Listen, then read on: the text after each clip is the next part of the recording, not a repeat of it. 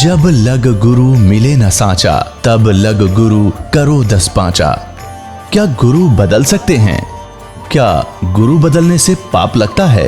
अध्यात्म के इस मैदान में आखिर सही गुरु कौन है? गीता जी में वर्णित तत्वदर्शी संत कौन है? इन सभी प्रश्नों के उत्तर जानने के लिए अवश्य सुनिए जगत गुरु तत्वदर्शी संत रामपाल जी महाराज के मंगल प्रवचन। सतगुरुदेव की जय। बंदी छोड़ कबीर परमेश्वर जी की जय। बंदी छोड़ गरीबदास जी महाराज जी की जय। स्वामी राम देवानंद जी गुरु महाराज जी की जय।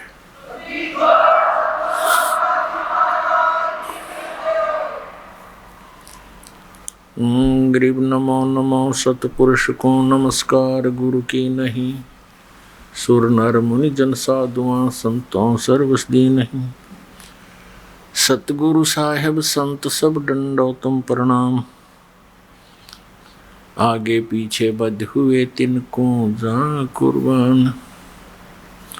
नराकार निर्विषम काल जाल वैवंजनम। निर्लेपम निज निर्गुणम अकल अनुपवेशुंदनम।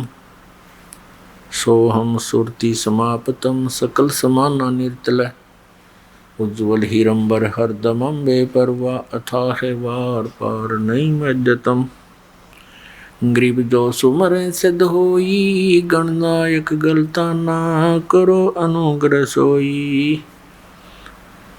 पारस पद परवाना आदि गणेश मनाऊं गणनायक देवन देवा। चरण कमल लो लाऊं आदंत करूं सेवा। परम शक्ति संगीतम रिद्धि सिद्धिदाता सोई। अवगत गुण अतीतम सतपुरुष निर्मोही। जगदम्बा जगदीशम मंगल रूप मुरारी। तन मन अर्पों शीसम भक्ति मुक्ति भंडारी। सुर नर मुनि जन ध्यावे ब्रह्मा विष्णु महेशा। शेष शेष मुख गावे पूजय आदि गणेशा। इंद्र कुबेर सरीखा वरुण धर्म राय धावे। समर्थ जीवन जी का मन इच्छा फल पावे। 33 कोटि अदारा जावे शेष 88। उत्तर बहु जल पारा कट है यम की फांसी। 33 कोटि अदारा जावे शेष 88। उत्तर बहु जल पारा कट है यम की फांसी।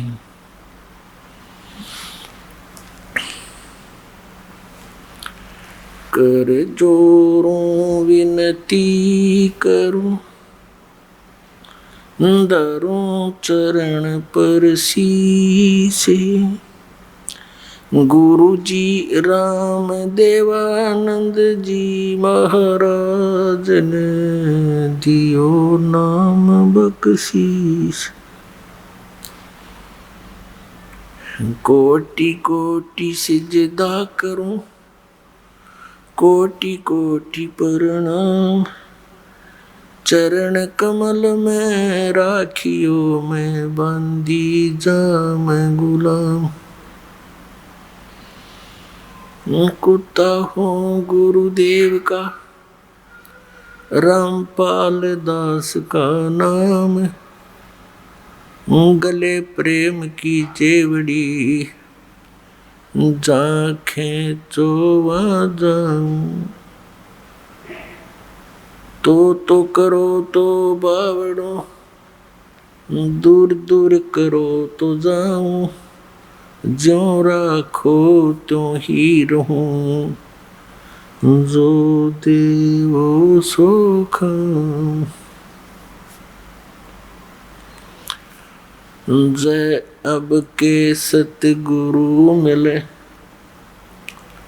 जय इब के सतगुरु मिले। सब दुख आँखों रो।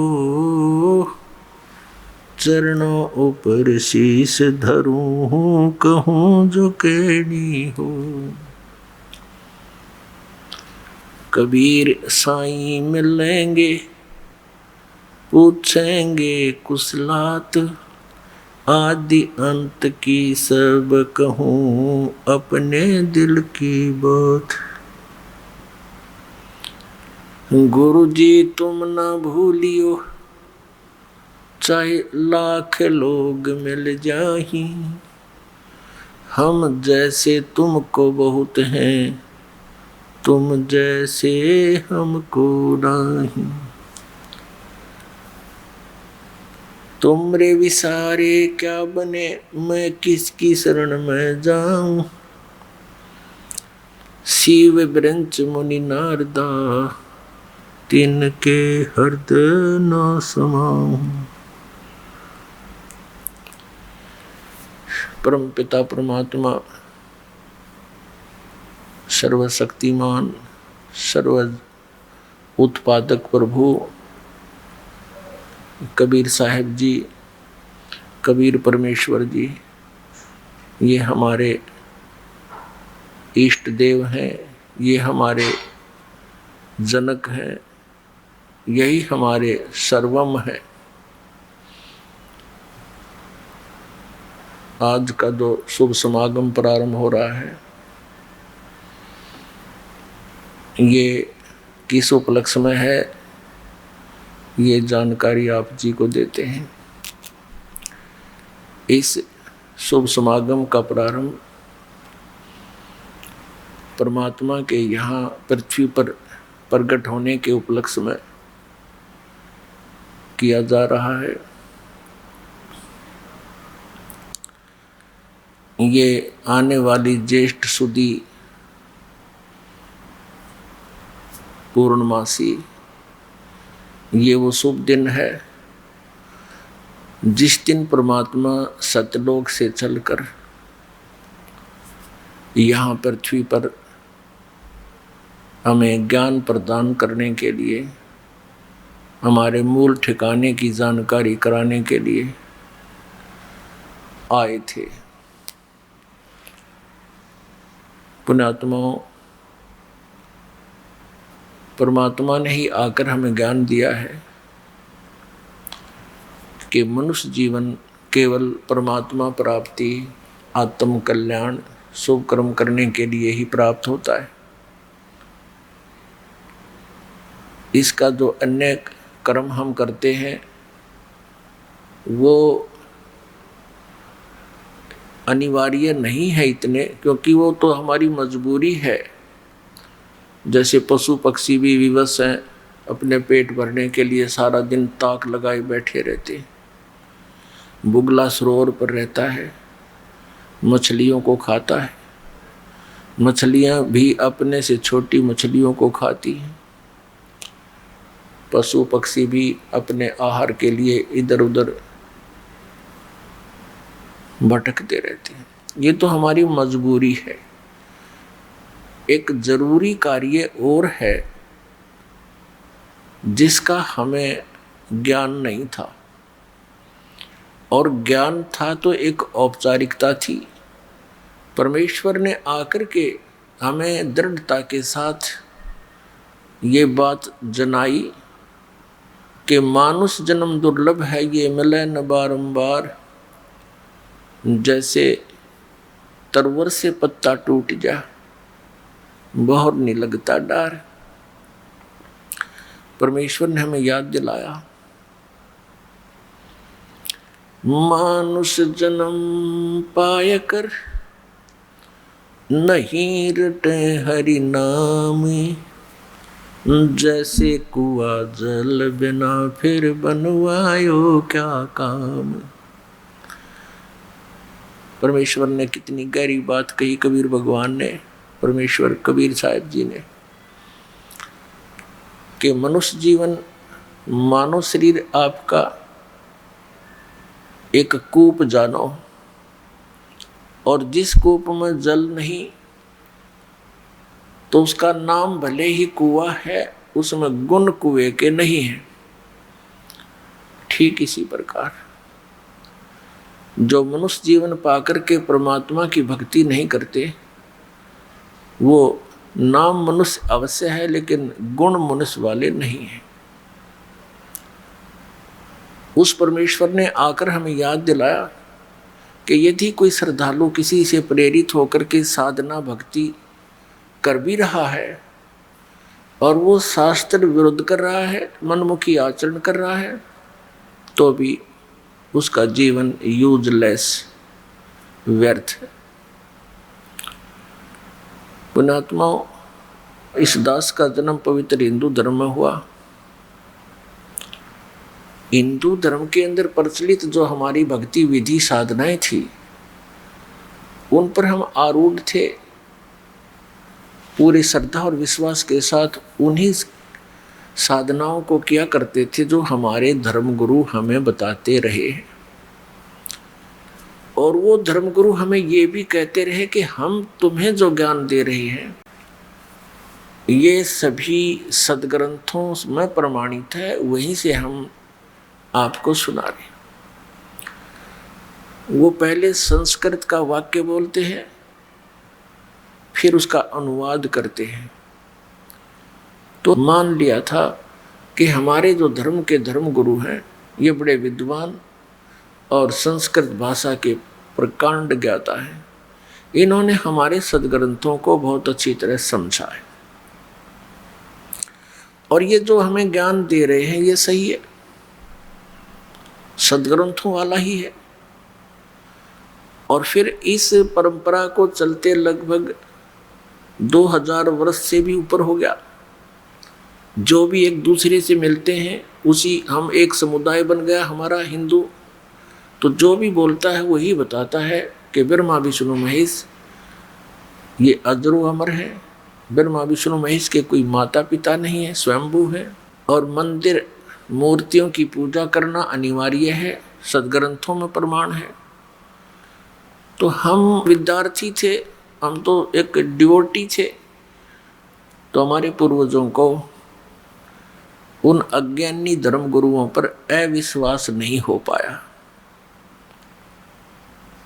अब जब परमात्मा ने हमारे ऊपर मेहर बख्शी कि तुम शिक्षित बनो, परमात्मा ने हमें शिक्षित बनाया। नहीं तो चौथा युग आ गया, ये शिक्षा आम समाज में नहीं थी।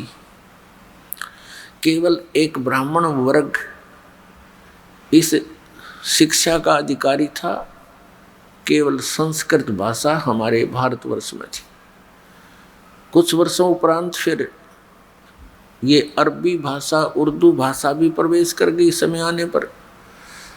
लेकिन पवित्र हिंदू धर्म के अंदर जो भाषा यानी विद्या मानी जाती थी, संस्कृत ही मानी जाती थी। तो संस्कृत के पढ़ने का केवल ब्राह्मण वर्ग को ही अधिकार था, अन्य नहीं पढ़ सकता था, ऐसा प्रतिबंध था पहले।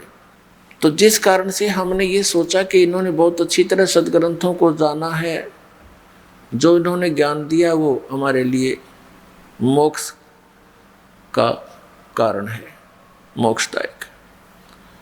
अब हमारे ऊपर मेहर बख्शी परमात्मा ने, हम शिक्षित कर दिए और ये शिक्षा हमारे लिए हानिकारक भी है, पूरे विश्व के लिए, और हमारे लिए एक विशेष परोपकार भी है इस शिक्षा का। ये वरदान भी बन गई अब हमारे लिए कि हम सदग्रंथों से परिचित होकर के भगवान को पहचान लेंगे स्वयं आँखों देख। ये शिक्षा हमारे ऊपर अभिशाप बन गई है। अभिशाप क्यों बन गई? क्योंकि हमने परमाणु बम बना लिए। जरा सी कोई बात ऊक चूक होगी, एक परमाणु बम छोड़ दिया तो लाखों व्यक्तियों को समाप्त कर देगा। उस क्षेत्र में वर्षों तक कुछ भी नहीं होगा। ये इस शिक्षा की देन है। दूसरे हम चतुर बना दिए, इतने कौवे बना दिए हम, बहन भाई से दूर, भाई भाई का झगड़ा, और हम अफलातून बन गए। बनना था हमने दास। हमारे पूर्वज देखो कितने शांतिपूर्वक रहा करते थे। 2 रोटी भगवान देता, झोंपड़ियों में रहा करते थे, कच्चे पक्के मकान बना करके शांत रहते थे। उनका जो पिछला दास को ने तो बहुत देखा है, क्योंकि 61वां वर्ष चल रहा है। उससे पहले के जितने भी बुजुर्ग देखे, कितना शांत स्वभाव होता था, निष्कपट होते थे, एक दूसरे की मदद के ऊपर तत्पर रहते थे। ऐसा दुराचार व्यभिचार नहीं था जो वर्तमान में आग लगी पड़ी है पूरे मानव समाज में। तो ये शिक्षा का अभिशाप है हमारे, लेकिन ये अब वरदान बनेगी। परमात्मा ने इसका देना अनिवार्य समझा, इसलिए अब ये प्रदान की। नहीं तो पहले 4 युग हो गए, हम ऐसे अपना काम चल रहा था, ठीक है, टाइम पास ही तो करना था। इस संसार में देखो गुरुजन होते हैं, गुरु का अर्थ यही होता है कि वो अपने सिलेबस को स्वयं जाने, फिर विद्यार्थियों को सरल करके समझावे। ये इन गुरुओं का काम होता है। तो हमारे धर्मगुरु ये नकली थे, ये अज्ञानी थे कलयुग के।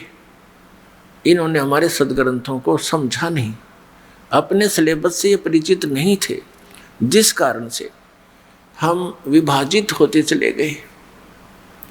कहीं हिंदू बन गए, कहीं मुसलमान बन गए, कोई सिख बन गया, कोई ईसाई बन गया। और उसके बाद अब देखो कलयुग के इस थोड़े से ही समय में 100-150 वर्ष के अंदर ही कितने पंथ बना दिए, इनका कहीं नामो निशान नहीं था। तो इस काल भगवान ने इन नकली गुरुओं के कारण, जो ना वेदों को समझ सके, ना पुराणों से परिचित, ना गीता से परिचित, इन्होंने लोक वेद सुना के हमें इतना कर्मकांड में फंसा दिया। आम व्यक्ति भी चिंतित हो गया, दुखी हो गया इनके कर्मकांड को करते करते। तो पुण्यात्माओं, इस समस्या का समाधान करने के लिए स्वयं परमेश्वर आए। ये परमात्मा चारों युगों में आते हैं। ये हमारे पिता हैं, ये हमारे हमदर्द हैं, ये हमारे मूल मालिक हैं। हम इनकी संतान हैं। अपनी संतान की चिंता माता पिता को ही हो सकती है। दूसरे ठीक है, नेक आत्माएं हैं, थोड़ी बहुत देर हमदर्दी दिखा सकते हैं, लेकिन परमानेंटली वो उनके साथ नहीं रह सकते। तो इसी प्रकार उस परमेश्वर ने हम पर रहम आया कि मेरे बच्चे बहुत दुखी हो गए, इन्होंने गलती तो की थी बड़ी भयंकर, फिर भी कहते हैं माता पिता बच्चों के सैकड़ों अवगुणों को भी माफ करने को तैयार रहता है यदि वो सुधर जाते हैं। तो उसी दृष्टिकोण से परमात्मा यहाँ आते हैं कि हो सकता है इनकी बुद्धि ठिकाने आगी होई बे और ये मान जाए मेरी बात को और चल पड़े सतलोक को, जहाँ इनको कोई कष्ट नहीं, कोई दुख नहीं, कोई जन्म और मृत्यु नहीं। अब पुण्यात्माओं, इस काल भगवान ने ऐसा कमाल कर दिया, ये नकली पंथ चलवा दिए, सतलोक की महिमा गाने वाले और भक्ति बताने वाले। इनको सतलोक का पता नहीं, इनको उस परमात्मा की भक्ति विधि का ज्ञान नहीं, और करोड़ों व्यक्तियों को गुमराह करके शांत बैठा दिए, निश्चिंत कर दिए। क्योंकि एक परंपरा पड़ गई 100 वर्ष 150 वर्ष से, जो 50-60 वर्ष से कोई पंथ चल पड़ा, तो उसके बच्चे तो अपने माता पिता के साथ बचपन से ही वहाँ जाते रहते हैं, आते रहते हैं, जैसा भी उन्होंने ज्ञान दिया उसको ग्रहण कर लिया, नो ऑब्जेक्शन। जैसा कि हम हिंदू धर्म में जन्म होने के कारण हम अपनी परंपरागत साधनाओं को माता पिता के साथ जहाँ भी मंदिरों में जाते, तीर्थों पे जाते, हम उन्हीं को फाइनल मान लिया था और संतुष्ट थे। तो ये इतनी जटिल समस्या कर दी इन अज्ञानी ऋषियों ने, महर्षियों ने, गुरुओं ने, मंडलेश्वरों और इन आचार्यों ने, कि हमारे ये समझ में नहीं आ रहा कि कौन ठीक है कौन गलत है। सब अपनी अपनी डफली पीट रहे हैं। कोई कहता इन 5 नामों से मोक्ष है, कोई कहता हरे राम हरे कृष्ण से मोक्ष है, कोई कहता 3 नाम है, कोई 5 नाम बताता है, ओंकार ओंकार ज्योति निरंजन ये सतनाम आदि, कोई अकाल मूर्त सब स्वरूपी राम सतपुरुष ये मंत्र दे रखे बच्चों के खिलौने।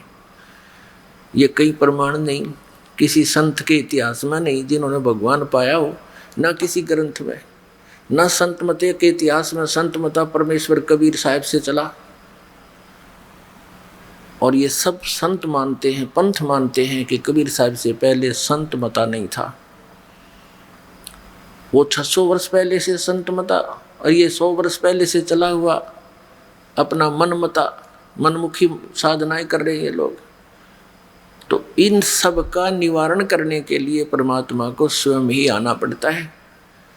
अभी तो जितने भी गुरु हैं, धर्मगुरु हैं, आचार्य हैं, शंकराचार्य हैं या कोई और मंडलेश्वर महंत है, ये परमात्मा के बच्चे बहुत अच्छे बच्चों में से हैं, यानी पुण्य आत्माओं में से हैं। और ये धनी थे भक्ति के, और ये काल भगवान के फंस गए। इस काल भगवान ने इनको अपने कब्जे में ले लिया, इनको इतना मिसगाइड और प्रभु बना दिया, इतना इनको मिसगाइड कर दिया, भ्रमित कर दिया, अज्ञान बरवा दिया। और फिर इनका रिमोट अपने हाथ में रखता है। तो इन पुण्यात्माओं ने करोड़ों जीवों को अपने सदग्रंथों से हटकर लोक वेद सुना दिया। आप भी पाप के भागी बने, भगवान के बच्चों को मिसगाइड करने का इन्होंने भार सिर पर ले लिया। इनकी वो दुर्गति होगी, आगे चलकर देख लेना पुण्यात्मा। आप तो अभी नहीं समझ पाओगे इस अध्यात्म ज्ञान को, क्योंकि दास इस मार्ग का मास्टर है, अच्छी तरह इस सदग्रंथों को समझा है, परमात्मा ने ज्ञान दिया है, दिव्य दृष्टि यानी दास का ज्ञान योग खोला है। आगे चल के इन नकली गुरु मंडलेश्वरों, आचार्यों, शंकराचार्यों की वह दुर्गति होगी, इनको नरक में ठोका जाएगा। क्योंकि परमात्मा के विधान को त्याग कर अपना मता चलाना, ये संविधान तोड़कर चलने वाली बात है। तो संविधान का उल्लंघन करने वाला वो पाप का भागी और दंड का अधिकारी होता है। पुण्यात्माओं, परमेश्वर ने कहा है कि 9 मन सूत उलझिया, ये ऋषि रहे झकमार, और सतगुरु ऐसा सुलझा दे, उलझे ना दूजी बार। परमात्मा ने, कबीर परमेश्वर जी कपड़ा बुना करते थे, सूत होता था एक रील धागे की, वो इतनी मोटी हुआ करती, और वो धागा यदि उलझ जाता तो उसको सुलझाना बड़ा कठिन होता था। एक तो ये ध्यान रखना पड़ता था कि ये इसमें कोई कट ना हो जा, कट लगने से फिर गांठ पड़ेगी, गांठ पड़ने से वो रेजा ठीक कपड़ा बना नहीं, और फिर उसकी कीमत नहीं मिले, वो दिहाड़ी मिले नहीं। जिस कारण से जुलाहे बहुत सावधानी से उनको सुलझा करते थे।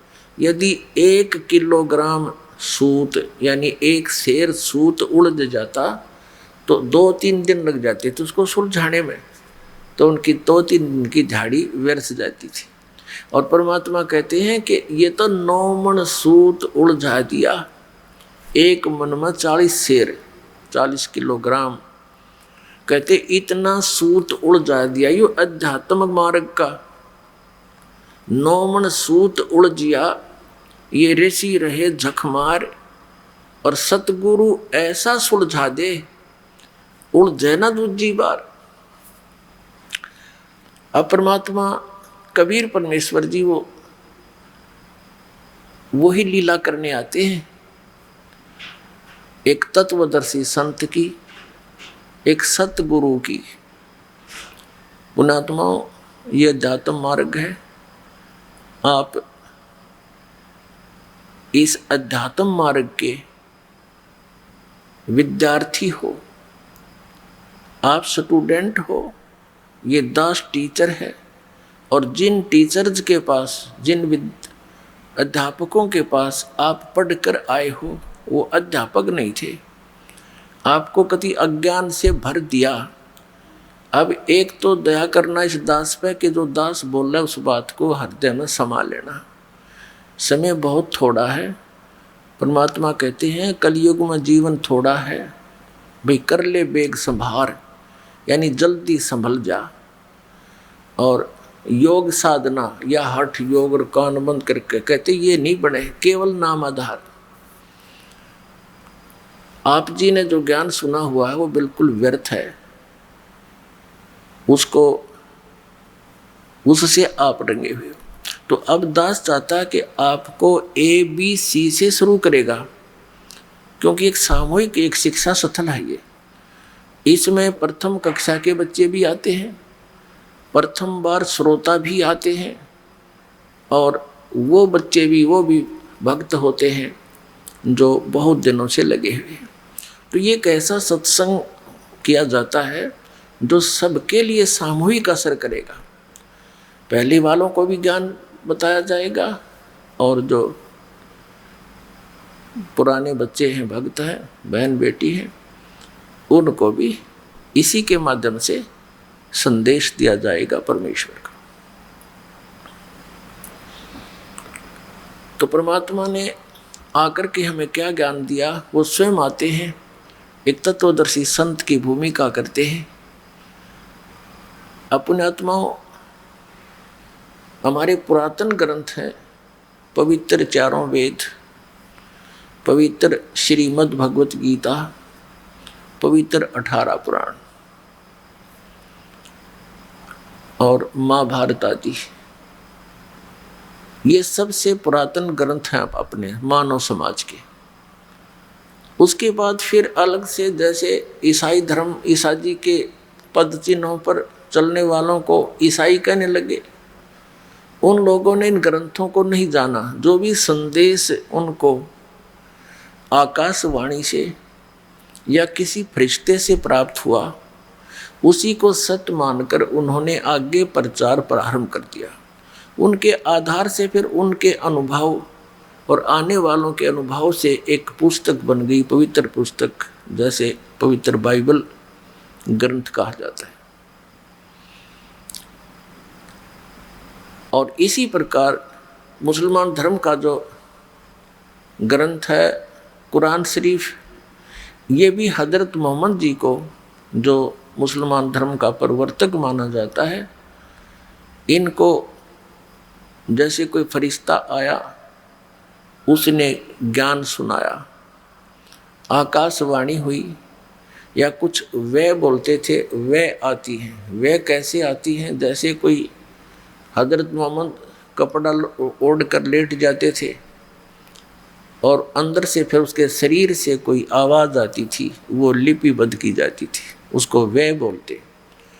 हम उसको कहते हैं, जैसे काल भगवान श्री कृष्ण में प्रवेश करके गीता बोल गया, ऐसे ही कोई फरिश्ता उसमें प्रवेश करके इस कुरान शरीफ का ज्ञान देकर चला गया, उनको लिपिबद्ध किया गया। अब क्या हुआ कि हमारे जो पुरातन ग्रंथ थे, वेद और गीता पुराण, ये संस्कृत भाषा में थे। संस्कृत भाषा को केवल एक ही वर्ग के पढ़ने का आदेश था, एक ही वर्ग इसको पढ़ सकता था, ब्राह्मण, जैसा कि आपको पहले बताया। तो वो इस अध्यात्म ज्ञान से परिचित नहीं थे, संस्कृत अवश्य जानते थे, अच्छे ज्ञाता थे, व्याकरण भी अच्छी शुद्ध बोलते थे, उच्चारण पर ही ज़्यादा जोर देते थे, शास्त्रार्थ उनके आपस में ही होता था। किसी ने अशुद्ध व्याकरण भी बोल दिया, उसी पर ताड़ी पीट देते थे, उसको पराजित था और विजयी ऐसे ही किया जाता था। श्रोता जो होते थे वो अशिक्षित होते थे, जो संस्कृत भाषा जानते नहीं, और दो संस्कृत के ज्ञाता विद्वान कहलाने वाले बैठ कर के आपस में अपनी संस्कृत में ही बोला करते थे, शुद्ध उच्चारण के साथ। और जिसने अत्यधिक संस्कृत बोल दी, डाटा नहीं डटा, जिसने घनी घोट रखी हो, तो श्रोता उसको विजयी कर देते थे ताड़ी पीट कर, और वो विजयी सिद्ध हो जाता था, चाहे वो किसा अज्ञानी हो। ऐसे ये एक दूसरे में मंडलेश्वर सिद्ध हो गए, और इनको कख नहीं पता था अध्यात्म मार्ग का। तो आज दया करी भगवान ने, प्रथम तो ये रजा करी कि हमें शिक्षा दी जो कि ना देनी चाहिए थी, वो भी देनी पड़ी हमारे को इस नरक से निकालने के लिए। भले ही हम एक बार, अब जैसे बाल्टी निकालनी होती है कुएं से पानी, तो रस्से के बांध कर उसको कुएं में पटका जाता है, उसको डबोया जाता है पहले और फिर खींचा जाता है तो कुछ जल लेकर आए। तो ऐसे हमें परमात्मा ने इसमें डबोया इस शिक्षा के अंदर, और फिर इससे ये अनमोल रत्न निकाल कर हमारे सामने रख दिया। और अब हम किसी के दंत कथा पर विश्वास नहीं करेंगे, अपने सदग्रंथों को ही आधार मानकर साधना भक्ति करेंगे। श्रीमद् भगवत गीता अध्याय नंबर 16 के श्लोक 23-24 में कहा कि अर्जुन, शास्त्र विधि को त्याग कर जो मनमाना आचरण करते हैं, यानी मनमानी पूजाएं करते हैं जो सदग्रंथों में वर्णित नहीं है, तो वो अपना जीवन नाश कर रहे हैं। उनको न तो कोई सुख प्राप्त हो, न उनकी सिद्धि हो, और न ही उनको कोई परम गति प्राप्त हो, अर्थात व्यर्थ। फिर 24वें श्लोक में कहा कि अर्जुन, इससे तेरे लिए इस कर्तव्य और अकर्तव्य की अवस्था में, यानी कौन सी साधना करनी चाहिए कौन सी ना करनी चाहिए, शास्त्र ही प्रमाण है। इसलिए तू शास्त्रों को आधार मानकर भक्ति करना, किसी के लोक वेद पर विश्वास मत करना। तो पुण्यात्माओं, हमारे को सारा ही लोक वेद सुना रखा था।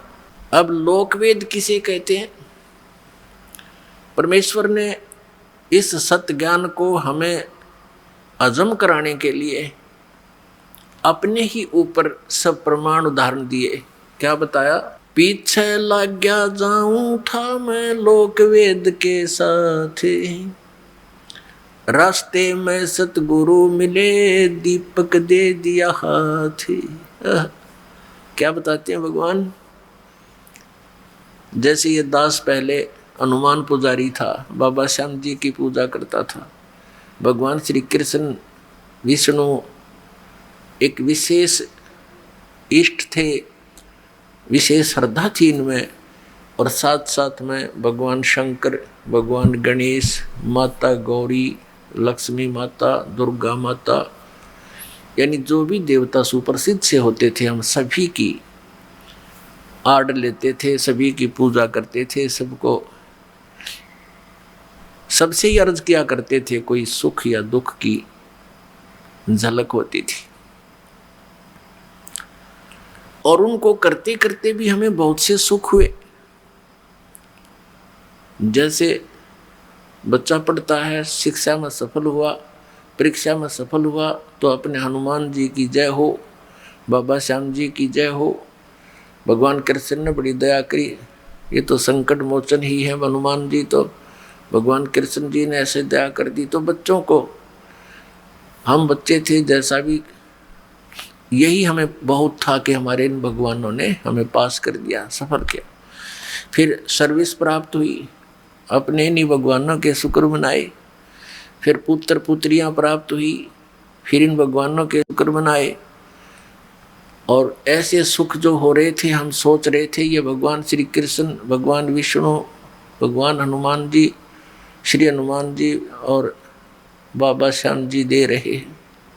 तो अब बच्चे समझदार हो गए हैं इस ज्ञान के, दास के तत्व ज्ञान से। तो अब बहुत से समझदार होकर के कुछ एक दूसरे से डिस्कस भी करते हैं।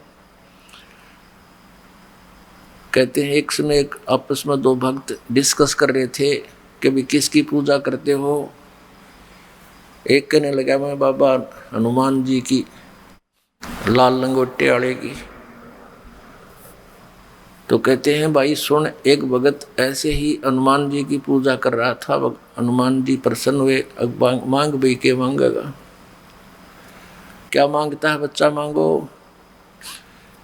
अब बच्चे ने के मांग रहा था, ने बोला जी बढ़िया सी पैंट कमीज दे दो। ने बोला भाई मैं लंगोट मारूं, तेरे से ही कहाँ से लाऊंगा, मैं ही एक लंगोट में टाइम पास करता हूं, आपके लिए कहाँ से लाऊं मैं। और हनुमान जी ने ये कहा था कि भाई राम की भक्ति करो, किसी और की नहीं। तो पुण्यात्माओं, ऐसे ही आप समझना ना, भगवान श्री राम ने कभी कहा मेरी भक्ति करो, वो स्वयं भगत थे।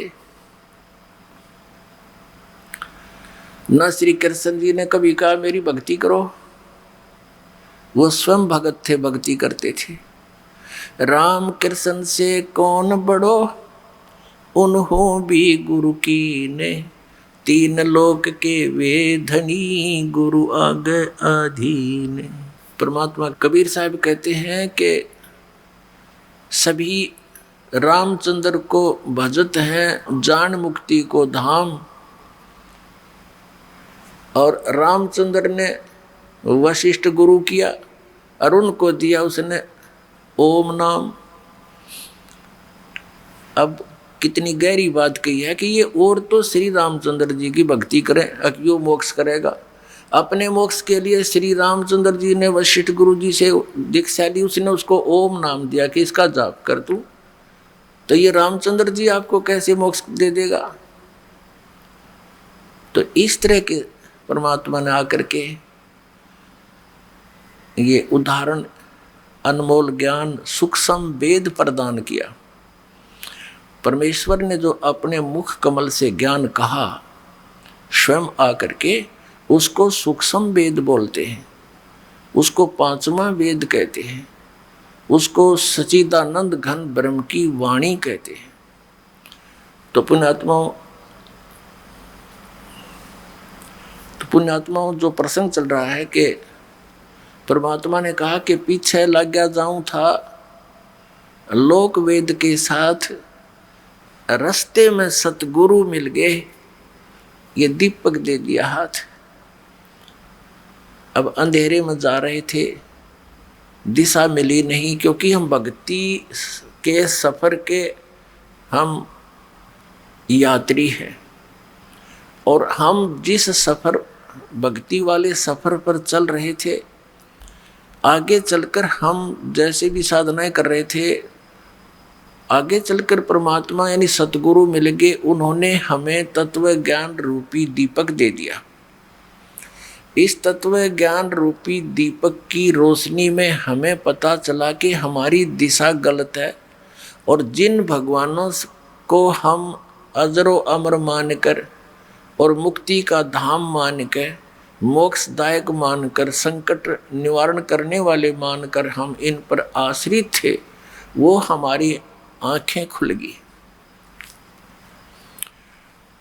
अब जैसे श्रीमद् भगवत गीता अध्याय नंबर 2 के श्लोक नंबर 46 में कहा कि अर्जुन, बहुत बड़े जलाशय की प्राप्ति के उपरांत एक छोटे जलाशय में जैसी आस्था रह जाती है, ठीक उसी प्रकार उस परमात्म, पूर्ण परमात्मा के गुणों से, उसके तत्व ज्ञान से परिचित होने के बाद अन्य ज्ञानों में, अन्य भगवान देवताओं में ऐसी आस्था आपकी रह जाएगी। कैसे रहेगी?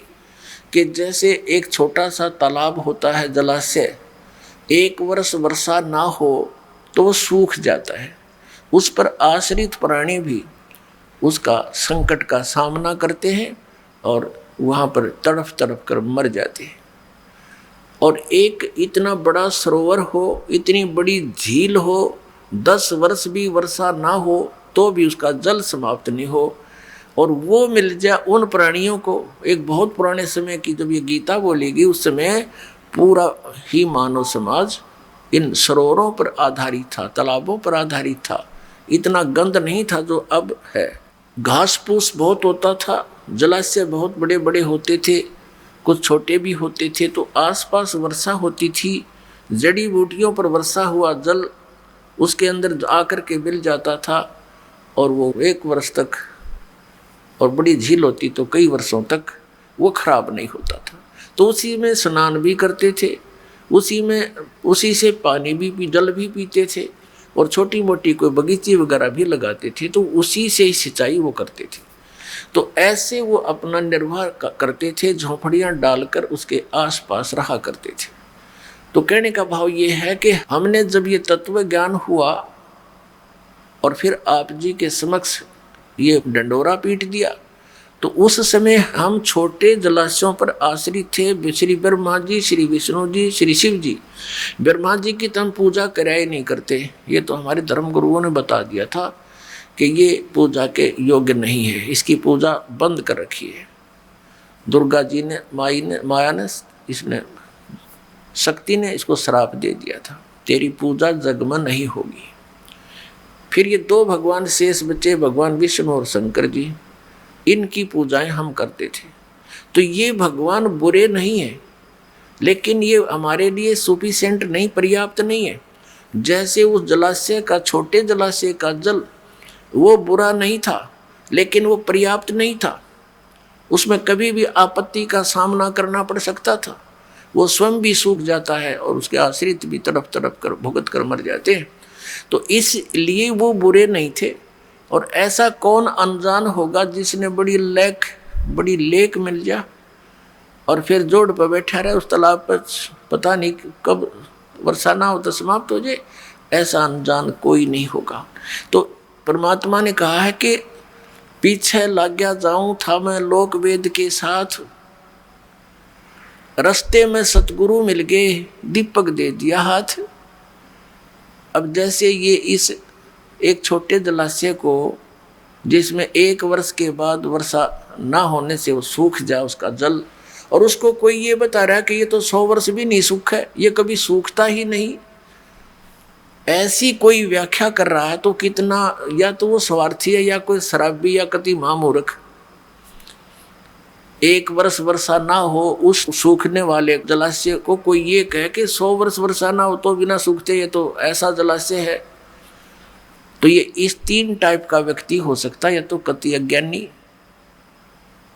या कहीं कोई बांग पी रहा है, या कोई बकवादी है, स्वार्थी है कि यहीं पड़े रहे, तेरी दुकान चलती रहे।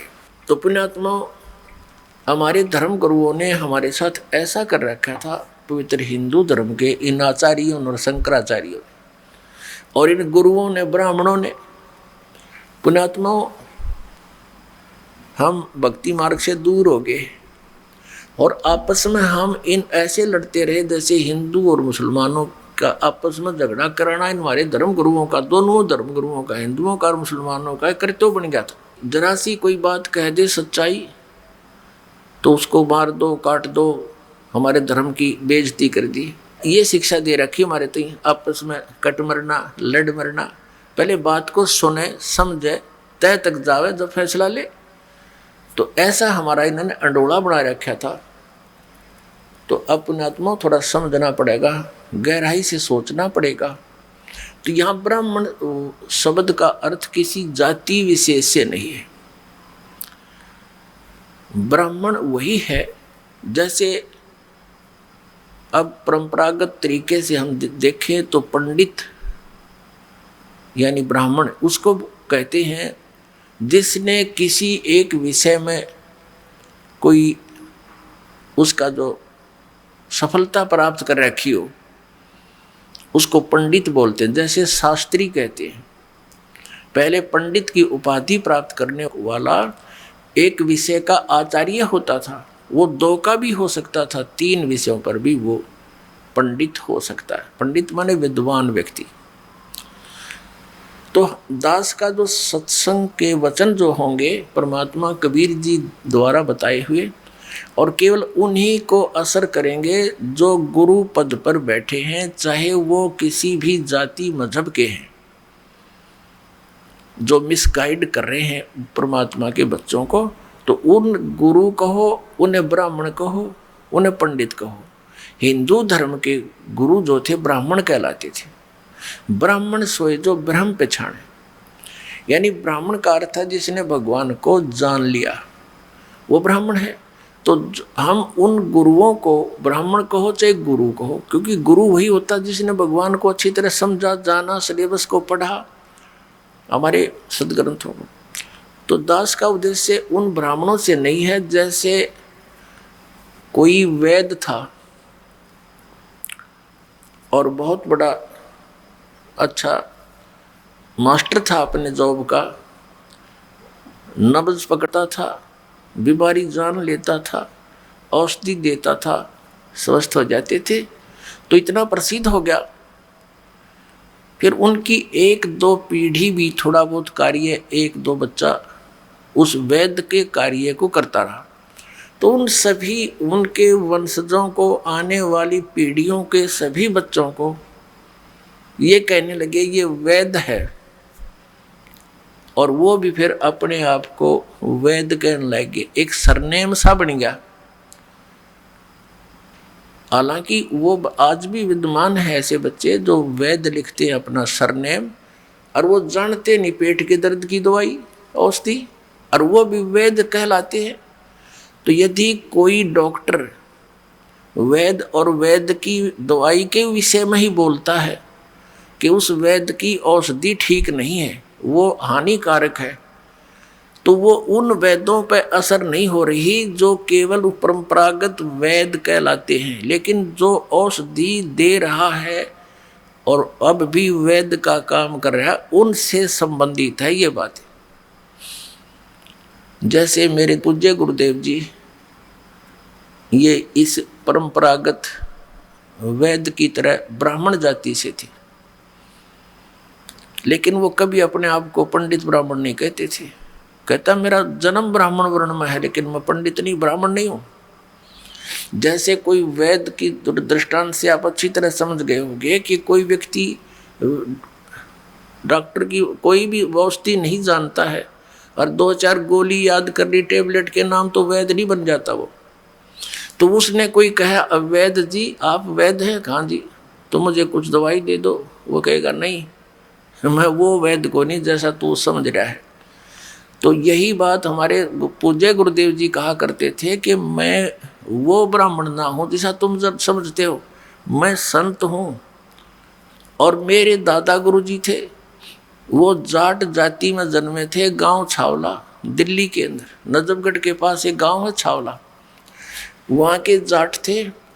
और हमारे परदादा गुरु जी गरीबदास जी के पंथ के संत थे, और वो 16 वर्ष की आयु में ही गांव से बाहर का बाहर खेतों से ही उसकी बातों से प्रभावित होकर उसके साथ चला गया था।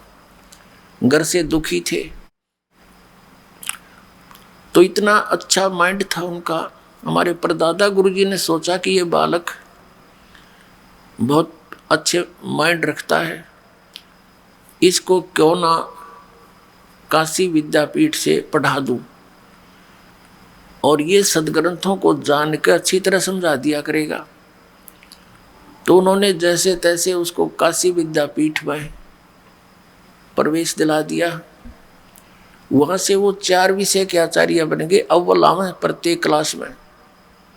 तो वो पंडित चिदानंद जी के नाम से प्रसिद्ध हो गए। जाट होते हुए वो ब्राह्मण पंडित कहलाए, और उनका आश्रम बना हुआ है गांव गोपालपुर, तहसील खरकौदा, जिला सोनीपत में। वहाँ आश्रम पर लिखा है पूज्य पंडित चिदानंद जी आश्रम। तो पहले तो पुण्यात्माओं दास के इन संकेतों को समझना, कदे कोई पंडित जी बिदक जा और सत्संग भी ना सुने कर्म फोड़ लिया अपने।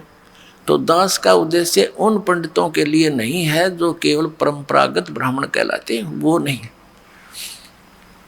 तो ये जो ब्राह्मण थे हमारे धर्मगुरु जैसे, तो ये इन्होंने सदग्रंथों को समझा नहीं, एक लोक वेद शुरू कर दिया। वो कहाँ से शुरू हुआ लोक वेद? आदि शंकराचार्य जी हुए हैं ईसा जी से 508 वर्ष पूर्व, यानी आज सन 2012 से ये समझ लो 2520 वर्ष पूर्व।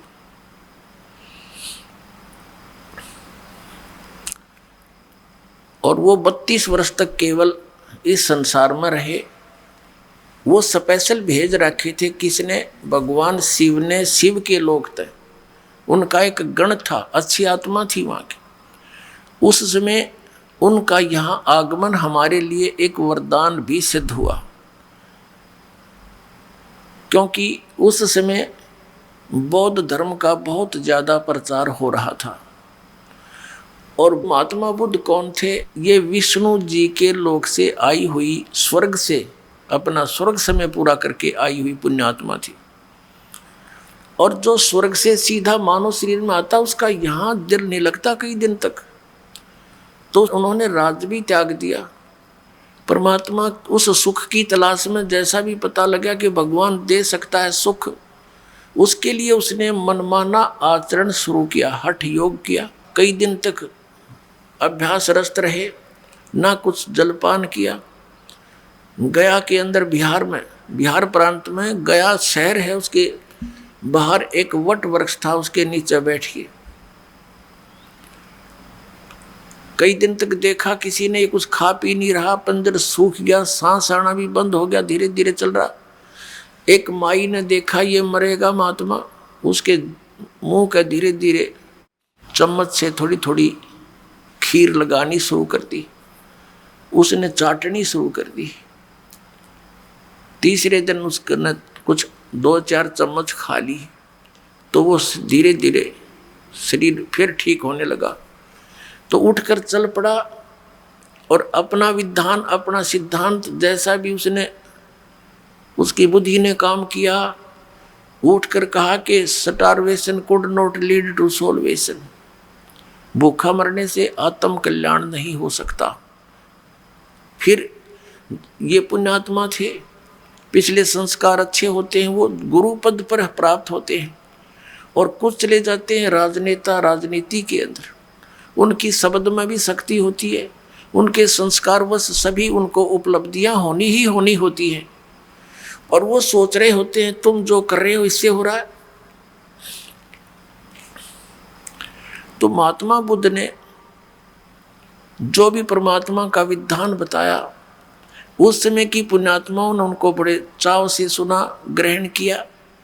क्योंकि आत्मा परमात्मा के लिए भटक रही है। जिसको कहीं भी पता लगता है कि वहाँ भगवान मिलेगा, वहीं दौड़ लेती है, क्योंकि ये प्यासी है उस भगवान की, उस सुख की खोज कर रही है जो जिसको ये छोड़कर यहाँ आ गए हैं। इसलिए उस महात्मा बुद्ध के साथ बहुसंख्या के अंदर ये भोली आत्मा चिपक गई।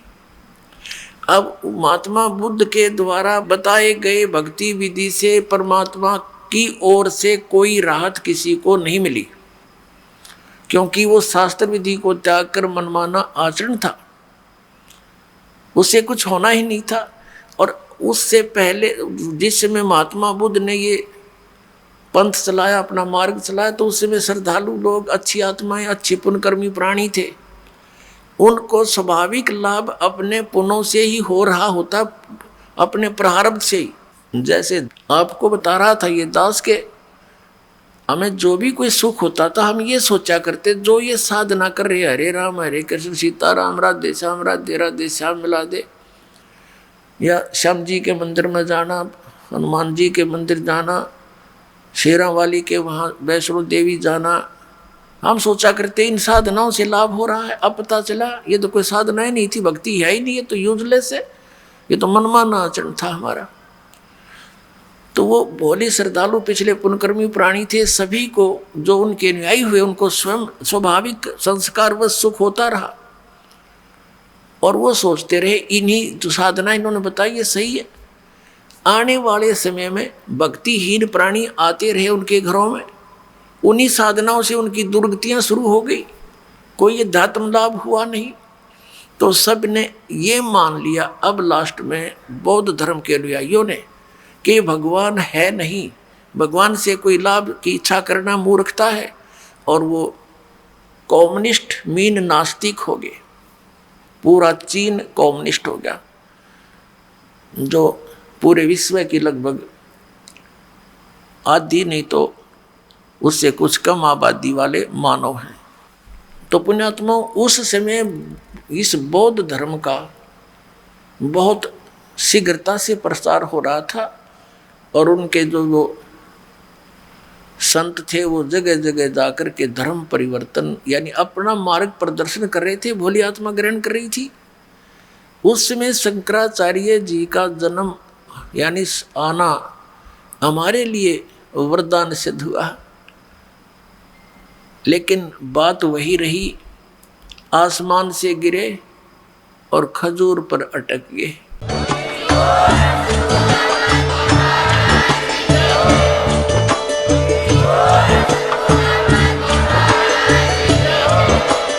आप सुन रहे थे जगत गुरु तत्वदर्शी संत रामपाल जी महाराज जी के मंगल प्रवचन। अधिक जानकारी के लिए विजिट कीजिए हमारी वेबसाइट www.jagatgururampalji.org। संत रामपाल जी महाराज जी के शुभ आशीर्वाद से पूरे विश्व भर में 500 से भी ज्यादा नाम दीक्षा केंद्र हैं, जिन पर संत रामपाल जी महाराज जी द्वारा ऑनलाइन निशुल्क नाम दीक्षा दी जा रही है। अपने नजदीकी नाम दीक्षा केंद्र का पता करने के लिए संपर्क करें 8222880541।